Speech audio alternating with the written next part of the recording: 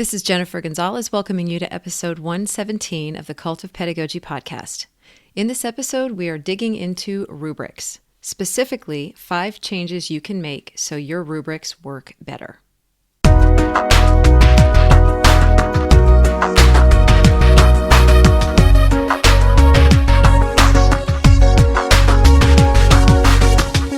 If you're a teacher, and if you're listening to this podcast, I'm assuming you teach or have taught in some capacity at some point, you've no doubt used rubrics.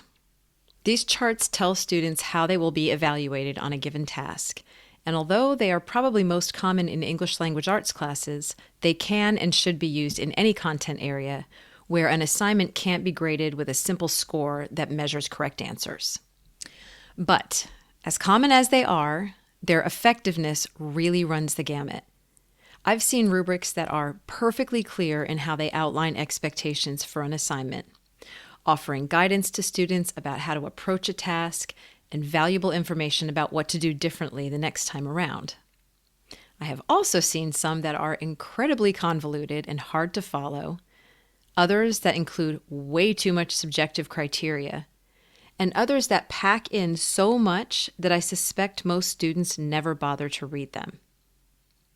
It's a shame because the more full the world gets with ineffective rubrics, the worse their reputation will be with students, parents, and teachers.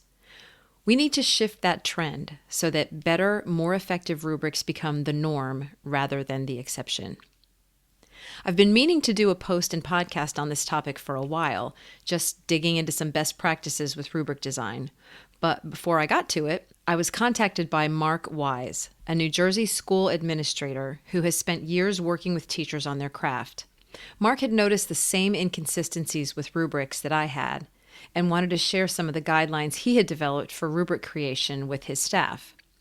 So he wrote a guest post for Cult of Pedagogy about it. And in this episode, we're going to talk about his key points, 5 changes you should consider for making your rubrics much more effective. Before I play our conversation, I would like to thank Microsoft for sponsoring this episode. Microsoft Teams for Education is a digital hub bringing assignments, conversations, and content all together in one place. Plan, share, and connect with students, staff, and fellow teachers across your school. Whether you're grading and providing feedback to your students' history project or sharing your next big idea for a lesson with your department, Teams for Education can help you and your school achieve even more. Teams for Education, making classrooms collaborative and saving time for teaching. Visit Microsoft.com/education to learn more. Support also comes from Pear Deck, the tool that helps you supercharge student engagement. With Pear Deck, you can take any Google Slides presentation, add interactive questions or embed websites, and send it to student devices so they can participate in real time while you present. And now Pear Deck has teamed up with Google on Be Internet Awesome, a free digital citizenship curriculum that helps kids learn to be safe, more confident explorers online.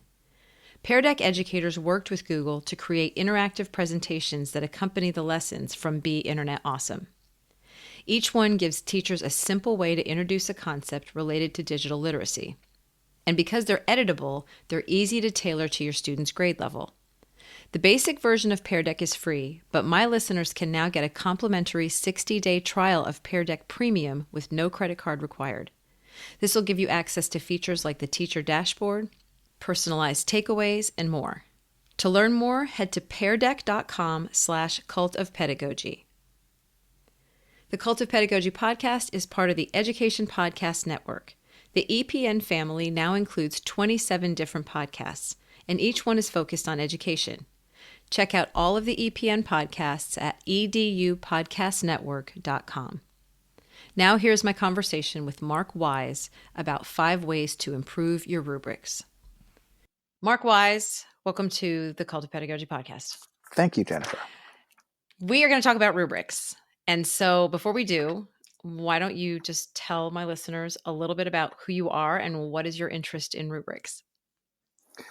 Well, who isn't interested in rubrics, first of all? Yeah. Second of all, I've been an administrator for the last 20 years in West Windsor, Plainsboro, New Jersey, and started out as the social studies supervisor, and now I work with grades 6 through 12 new teachers, and really trying to help them in their professional development and help them grow as educators. And so I work across disciplines now, which I really, really enjoy. And when it comes to rubrics, it's one of those things where I used them when I was a teacher. I experienced them obviously as a student, and I've seen them be utilized throughout my 20-year career, and in ways that are, I think, always with the best intentions that teachers have, that they're going to have an impact Yes. on the student and really help clarify the desired learning. And it doesn't always work out that way. So, in working, especially with new teachers, and helping them sort of try to see the forest through the trees, I've just seen some ways that simple solutions that could help people um, move their rubrics from not being as effective as they think they are to being a little bit more effective for the goals that they have. Right.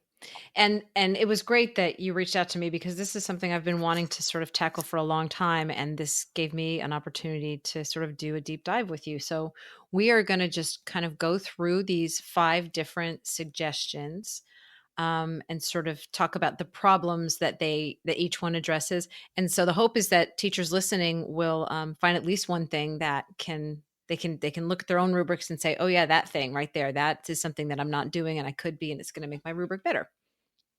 That would be Yeah. awesome. So let's just get started. Number 1 is measure what really matters. So talk about that a little bit. Yeah, and this is one of those things. Again, I see a lot of rubrics, and they have various criteria listed of what they want students to accomplish. But oftentimes they put in criteria that can only be counted or easy to see or to score in some way. And what ends up happening is it sometimes incentivizes students to focus on things that are less consequential. Um, they're more focused on desired formatting than Right. the desired thinking. And so they'll do things like, the introductory sentence or the grammar or how many citations, and lose the whole impact that they were trying to get the student to do the project or the performance or the paper in the first place. Right. And I'm thinking about this about myself as a teacher, and it's sort of like, if I was an English teacher, so if I had my students and I wanted them to write an editorial, for example, I feel like I would have that stuff in there, these sort of persuasive stuff in there, but it would be scrambled in with a whole bunch of other stuff too. Things about, spelling and length and organization and things that are important to writing. Um, but what you're saying is that sometimes there's so much of that other stuff that you sort of forget about the main reason that you're having the student do the assignment in the first place. Right, or at least the student has a hard time sort of seeing through it all. And Right. what's really most important here? Is my goal to try and make an emotional connection through my piece? Is my goal to try to persuade or win an argument? Like what am I really trying to do here? And sometimes if there's all this other stuff, it's hard to weed through that and really be focused on what the impact I'm supposed to have by doing this performance or piece in the first place. Right. So what we're doing with some of these, like 3 out of these 5, is we've actually got sort of a model before and after rubric that we're showing people. And the one that we're using for this one is students were required to create a model of the lunar phases. So it's just something required by many science standards that they have to show the phases of the moon. Um, so in the before version that's not been fixed, and this is an example of an ineffective rubric, what's the problem in here? Describe what we're seeing in here that's kind of muddling it. Well, it looks like the teacher has 5 different criteria focused on creativity, accuracy, attractiveness, and then mechanics and timeliness in terms of was it turned in on time. And so a lot of these criteria that the student will be looking at in terms of whether they did the task well or not doesn't really have much to do with their understanding of lunar phases. And so, I think in terms of 4 out of the 5 of these things are really Mm, peripheral criteria that could support the student showing that they understand it or not, but really is not at the heart of their understanding. Whereas in the revised version that we put in here, when it comes to the model accuracy, functionality, and the scientific reasoning, it's really all about the thinking, the accuracy, the completeness, and the sophistication of the student's thinking is what really is trying to be elicited by doing this model, this lunar model in the first right. place. Yeah. And the second version has a lot more language that sort of gets very granular about was this model done correctly. It specifies in there, for example, that the model shows or suggests the rotation of the Earth. It talks about, does it actually describe the patterns versus just having them up there? Does it explain why the phases occur? So it's really demanding a lot more of the student in terms of the science, as opposed to, yeah, did you get the science right, but did you also use sparkly paper and spell everything correctly and turn it in on time? Right. And I think, again, that's part of the power of the rubric is that we're trying to be transparent with our learners, but we don't want to be prescriptive either. Mm, We want to create an opportunity for them to follow a learning path that works best for them and where they are in terms of their own learning. But we want to be really clear, like, hey, this is where you want to go, right. and this is what you should be paying attention to when you're working on this model, and not so much, on the aesthetics. If aesthetics wasn't really the goal Hmm. of, in this case, for the lunar model, it's not, or it shouldn't be. Right. It's interesting too because those other types of criteria, I think teachers put them in because they're trying to just get everything in there that they would possibly assess. And it's those other things that students look at and say, okay, well, I can definitely do that. That's the easy thing, to just make it neat or something like that. Whereas getting the science right is more challenging. So when you strip away all this other stuff and they only have the science to focus on, it really does force everybody to concentrate on what matters. Yeah, I think that's true, and I think there's a little bit of fear with some of this other stuff that it feels subjective, whereas you know did it have the proper heading, or did you use the Mm. appropriate, Times New Roman 12-point Yeah, font? that's you what you you could, grade for. you have it or you don't, Yeah, right? yep, And there's no gray, and the teacher can feel justified with, like, well, this is why I scored you this way, yeah, and the kid will complain because I guess I didn't have that. But again, it's not really getting the focused attention on what really matters. right. So with this first tip, really teachers listening should be thinking about, are there some things in my current big bloated rubrics that I could pull out that really just aren't important or maybe combine? There may be a few factors like in this first one, we've got, creativity, attractiveness, mechanics, and timeliness. Those things could all be put into one tiny category that's only worth a little bit so that it's like, yeah, all that stuff is important, but really what's important is the model accurate? Does it show functionality? And is the reasoning correct? Right. I've also seen teachers pull those kinds of things out as a checklist. I Like, gotcha. do you have it or not? Right. It's sort of, whereas a rubric really talks about a continuum of performance, and it describes that. If you have the 12-point font, it's not like you're partially there with 11-point font. Right. Either you Yes. have it or you don't. It's binary. Yeah. And so if things are, yes or no's kind of thing, have it or not, those are usually best in a checklist. Okay. Whereas a rubric really describes a range of a performances. And so really think about, are you including stuff in there that really matters in the rubric and really does speak to the need to describe a performance moving from naive to sophisticated. If not, you may want to just pull that out, Yeah.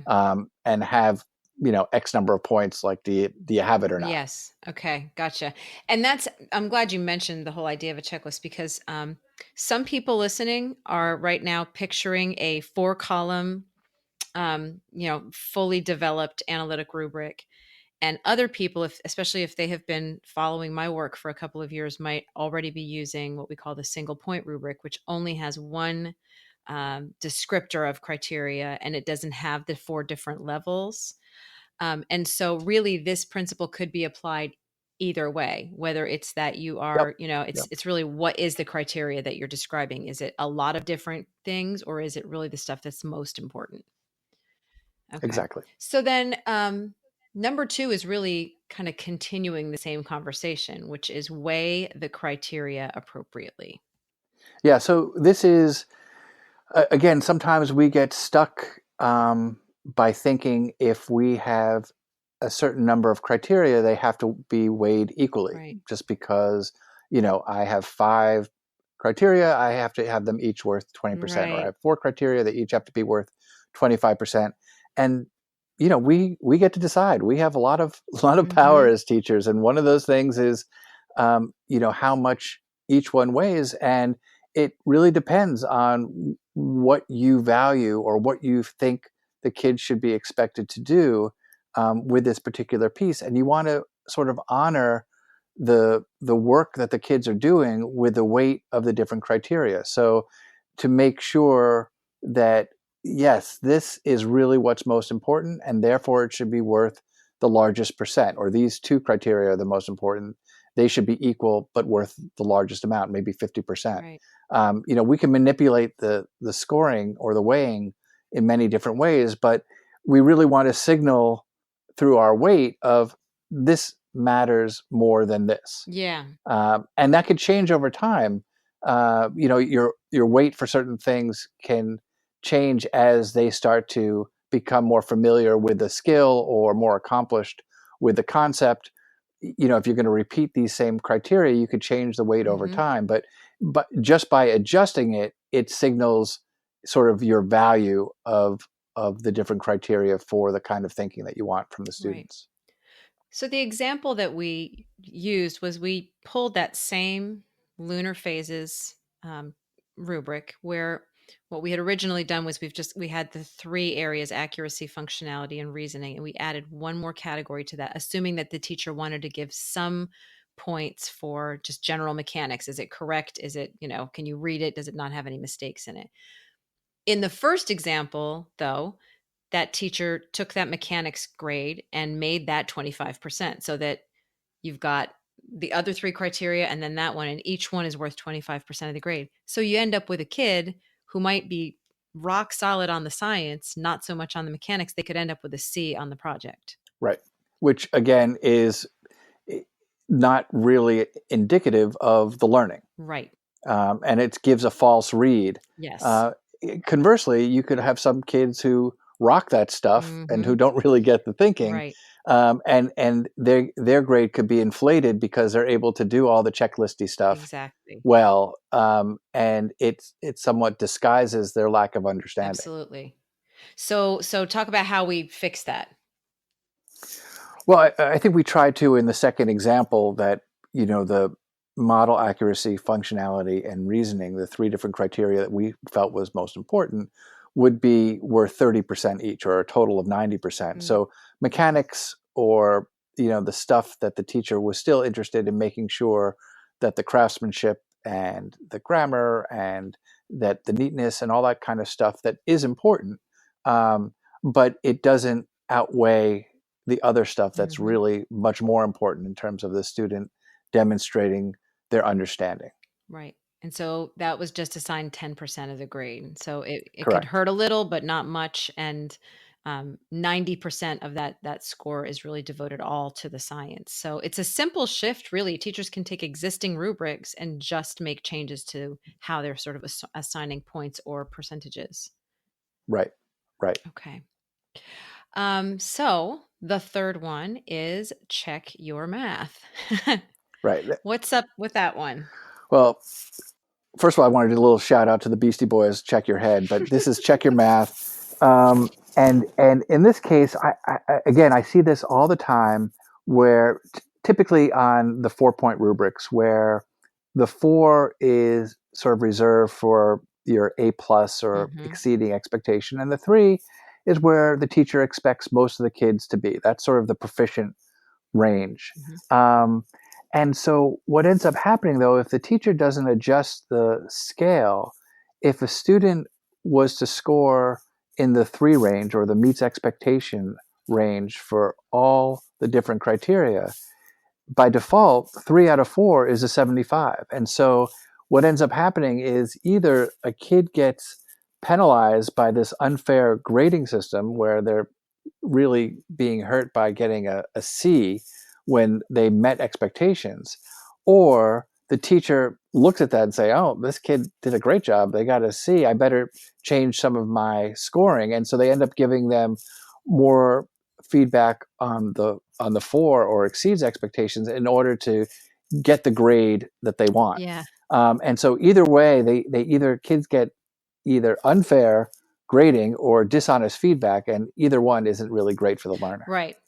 So so really number 3 is more than anything just sort of a warning to before you distribute this rubric and start using it with real students, it would be a good idea to run through some scenarios in your head and make sure that whatever if you have assigned points to things or if you've made certain things equivalent to points later on, that once that plays out into a grade, that the level of the student's mastery demonstration in the rubric actually translates to a grade that looks about the same, um, philosophically, I guess, to what we would think of as a student who has mastered that. That can be done with, assigning point ranges, right? To I know that when I used a 4-point rubric, that bottom level would be like 0 to 50, like it would, or even 60 in terms of it was a huge point range in the bottom level. And then they would get increasingly smaller as I moved up to that top level to where somebody who had that 4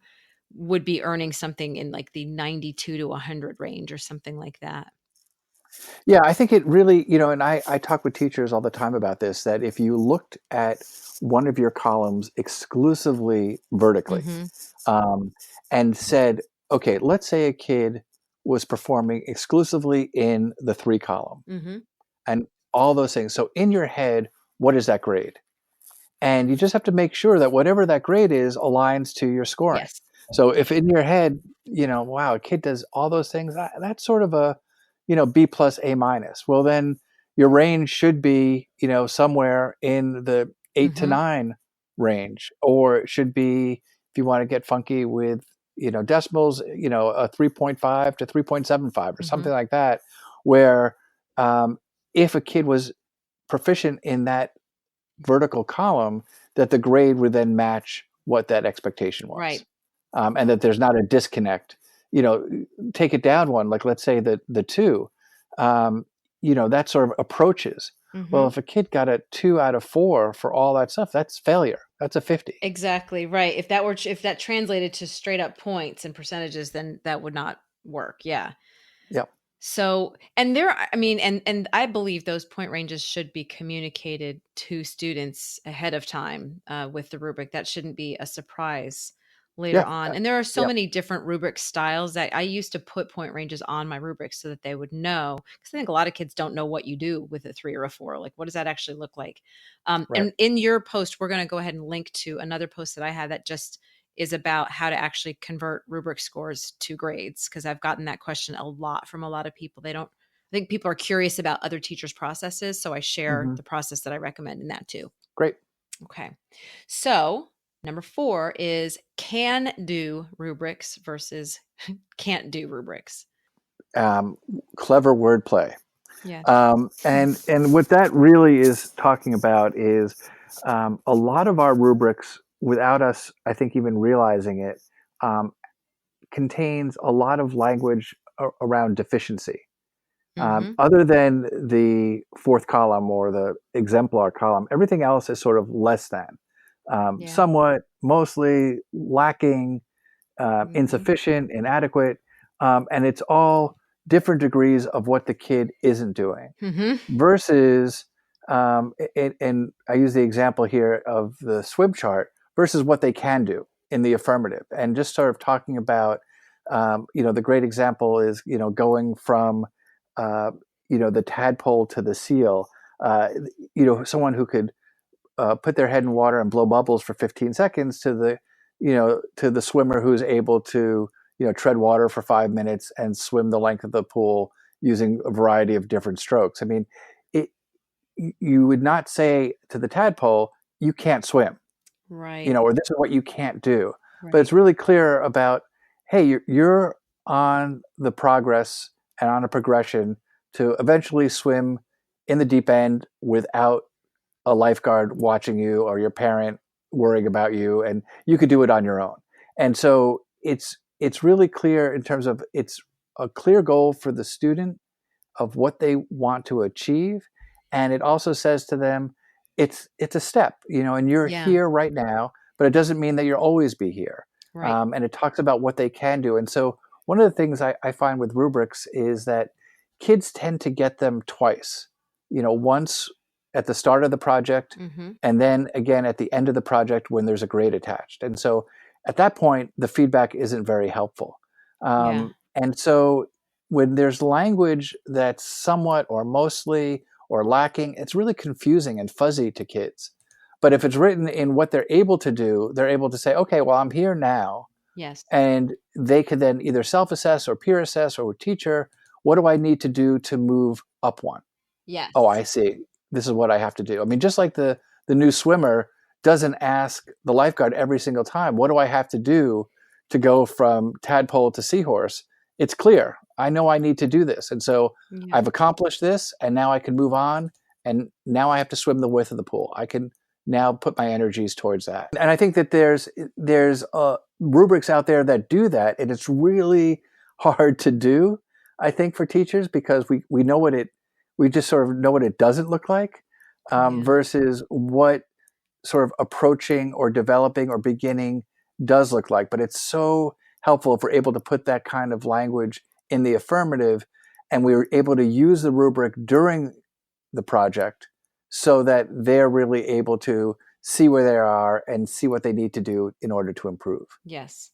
And when I jumped in there for a second, it was just to sort of echo that anybody who's doing any kind of a long-term project, that should become part of your practice of revisiting that rubric several times throughout. I mean, I'm thinking the rubric really should just kind of be out and hanging around for the duration, because it's a time to be checking and assessing where you are. Um, so what we have here is two different examples. One that uses more of the deficit language, which is more typical for rubrics, and then another that uses the can do language. And the expression can do, we're actually pulling from the language community, people that typically work with like English language learners. They have a whole set of rubrics called can do descriptors that use this type of language. And so what we've got here is just 2 rows of a rubric that is describing a research project that students have to do. So one of the criteria on this is that students should be posing a significant researchable question, or actually questions. Question or questions.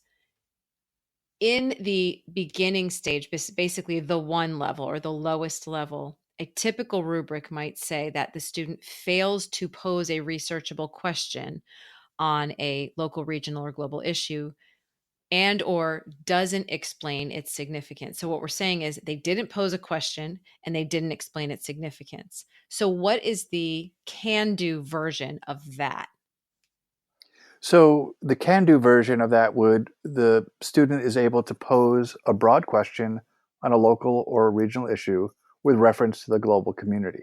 So it's not what the teacher's expecting, right? It's not Mm. this more sophisticated question that is able to explain the significance of the global community, and that's actually a researchable question. Mm-hmm.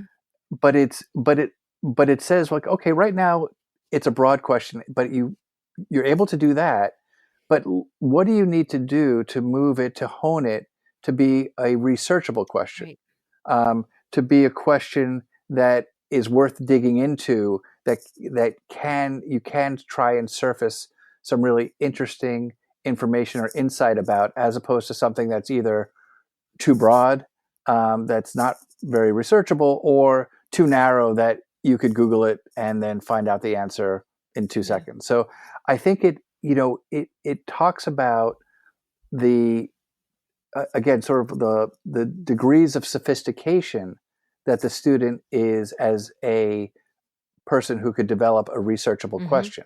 And it gives a continuum of here's where you might be right now, or here's where you're starting, or here's some examples. And then what does it look like as you start to refine it and become more sophisticated in developing these kinds of Mm-hmm. questions?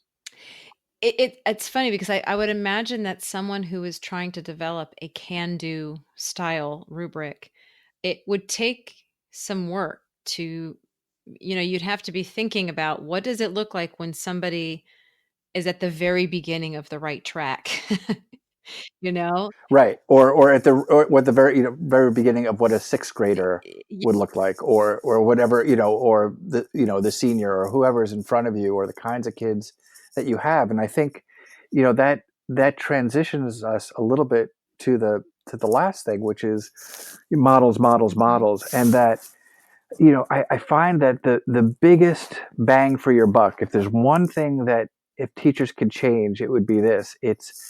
We is to show Yep. models. It's to show models of student work, of real Mhm. work that's out Mhm. there that ties to the exemplars and non-exemplars of the rubric. Yep. That teachers do sometimes show models, but it tends to be just like, here's the awesome kid from 2 years ago that I'm showing you that you guys will never get to, but here it is, and everyone do this. But I think it's super helpful to students to say, well, here's what an approaching looks like versus a meeting versus an exceeding versus a Mhm. beginning. And let's look at the pieces and tell me what does it mean to you guys? Like I would even say not tell them what they were in Right. terms of how you um, sort of put them into your own head in terms of the rubric, but here are these different models. Let's categorize them Mhm. in terms of our little Goldilocks, not so good, Yep. pretty Yep. good, really good, and then let's have that conversation. Why did we put them into these piles? What seems to distinguish them from one another? And in that way, they're starting to build the rubric themselves, and they're starting to come up with the descriptors because they're seeing the actual models of this work, and the impact that we want them to have. And the teacher could have already drafted the rubric, but now they say they're able to grab the language from the students that they came up with and put Mhm. it into the rubric. Mhm. And also, what's really powerful is then to link these examples to the rubric itself. So oftentimes, again, we perseverate about the language we use, distinctly, clearly, Mm. uh, and and when the kids experience it, they have rubric fatigue. Mm, yeah. They've gotten rubrics all day, all year, their whole career, and they all start to look the same. And Right. so while we are really so myopically focused on our language, for the kids, they all tend to bleed together. So if we could have visuals and real models of what we're really talking about here and are able to parse the differences between them, that stays with the student. They'll Yeah. remember that. Yeah. And that they'll internalize our expectations while they're doing the project. Mhm. I've had, and I'm sure other teachers listening to this are thinking this too, had students grade samples and say, here is the rubric. And I mean, you can do a lot of different things. Co-constructing the rubric is a fantastic thing to do. I've had a lot of success by saying, here's a couple of models. I want you to work together and decide what grade you think this would have gotten according to this rubric. And for the first time, it actually gets them to pay attention to the language in the rubric in the first place. Yeah. Um, Yeah, again, I think, like you said, that, and also doing it without the rubric and just having them Talking like, about the qualities of it. yeah, just like, Uh-huh. why do you like this one more than this one? Right. What is it about it? Yeah. And then in effect, they're pulling out the criteria and the descriptors, Mhm. and that's going to stay with them versus just handing them, this 8.5 by 11 piece of paper in 10-point font that Mhm. is going to sort of like, they'll put it in their binder that they may or may not ever look at Yeah. again, until comes back with a project and an 83 on it. Right, exactly. And what I've found too with those types of exercises, where the students are sort of evaluating these samples is to not use the extreme, to not use the obvious 1 and the obvious 4, because those are just easier to call out. It's the 2s and the 3s that make it a lot more, especially the ones that have a little bit of this and a little bit of that, Yep. where it's harder to tell, and it would require some discussion and some debate and some actual, text-based evidence where you're pointing to certain things. And teachers, I think, need to realize that this is time consuming to do, and it takes away from your delivery of content, but it is really valuable. It's valuable work, really. Right. And again, I talk about this with the teachers all the time. Our job is not to cover the content. Yep. Our job is to cause learning. Mm-hmm. And this causes the learning. Yeah. This is what we're really supposed to be doing. So sometimes you need to go slow in order to move fast. And if you spend the time to sort of really get students to understand your expectations from the inside out, they're going to be much more productive and much more effective in their thinking and ultimately in their performance because of this. Right. And so I'm going to just quickly review these 5 points for people that are just listening as a quick overview. The first one was to measure what matters, make sure that the criteria on there is actually the thing you're trying to teach and assess. Number 2 is weigh the criteria appropriately, assign the right amount of points or percentages to the things that are most important. 2 is check your math, make sure that the final grade actually equates to the level of mastery that you have in mind. 4 is can do rubrics, not can't do rubrics. Try to get your language to be as affirming and describing what a student actually can do versus making it deficit language. And finally, the 5th one is models, models, models. The more we can connect the language in our rubric to actual models where students can see it in action, the better they're going to understand that criteria. Excellent summary. Thank you. Thank you. I'm looking at the notes. Was there anything else that you kind of wanted to add before we wrap up? Yeah, I think, again, teachers are rightfully moving towards student-centered learning right now, where kids are really more in charge and owning their learning process, whether it's engaging in debates or Socratic circles or complex problem solving or coming up with their own experiments or researching things that really interest them and designing maker stuff. I mean, it's all happening and it's awesome stuff. But these kinds of experiences don't result in a single correct answer or follow a certain formula, and therefore they're going to require a different kind of assessment tool, which is the rubric. Right. So we know we're going to have to use these things. And so just by hopefully making some tweaks to what people already have, you're going to be able to really make sure that the kids know what you want them to do in order to get there, allow you to really honestly and fairly assess them, and hopefully provide the learners themselves a way to make improvements during the process so that the rubric is really part of the experience and not just an audit at the end with a grade attached. I think this is kind of like a little mini course that we've just given people in rubric creation and development, and so I think it'll be really helpful to new and seasoned teachers alike who are finding that their students are not responding to their rubrics the way that they would hope. If teachers wanted to contact you with any questions about your process, I believe we were going to go ahead and give them your Twitter handle. Sure. It's @wiseman_cometh is my Twitter handle, and I'm happy to respond and engage and share accordingly. Okay. All right. Great. Thank you so much, Mark. Thank you, Jen. For links to all the resources mentioned in this podcast, visit cultofpedagogy.com, click podcast, and choose episode 117. To get a weekly email from me about my newest blog posts, podcast episodes, and products, sign up for my mailing list at cultofpedagogy.com/subscribe. Thanks so much for listening, and have a great day.